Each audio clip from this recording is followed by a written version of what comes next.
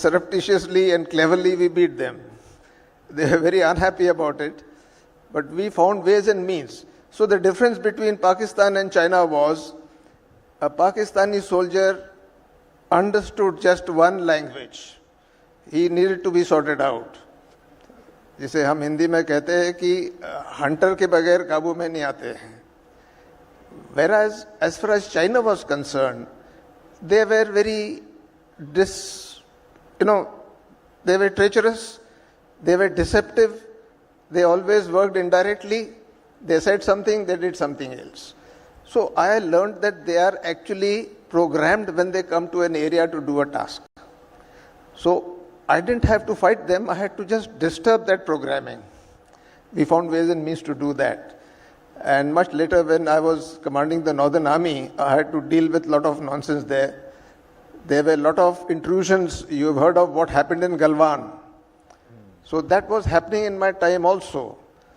I flew to those areas many times. I stayed there, spoke to the people, and we embarked on a strategy of quid pro quo.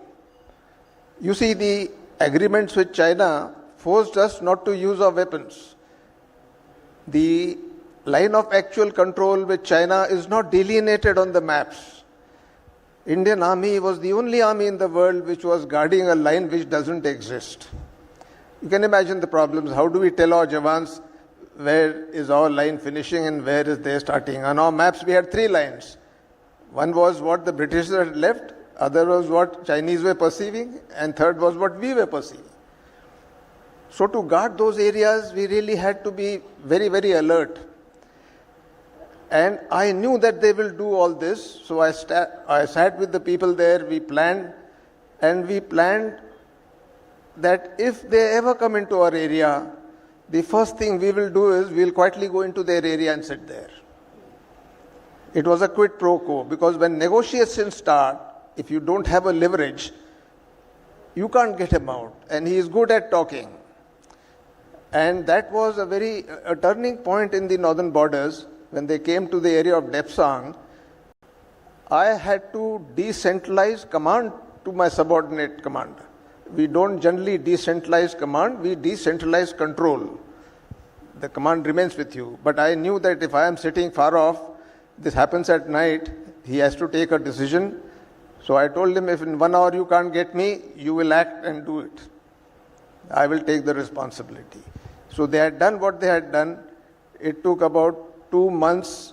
When this happened, everybody was annoyed with me. They said, why are you doing this?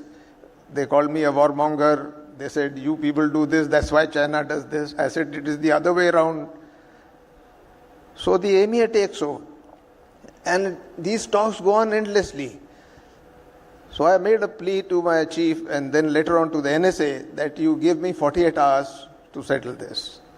Because on ground we were negotiating in a way that we had threatened their team leader that we will sort you out, because we tickled him and recorded a lot of things which he was saying.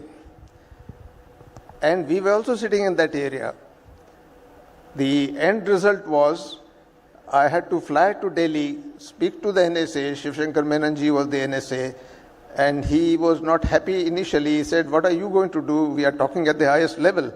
I said, we have understood their mechanics. Give me 48 hours. It's not worrying anybody. He gave me a lot of do's and don'ts. And in those 48 hours, we resolved the issue. At the end of 24 hours, the Chinese wrapped up, put their tents in their vehicles, and they went back to status quo ante.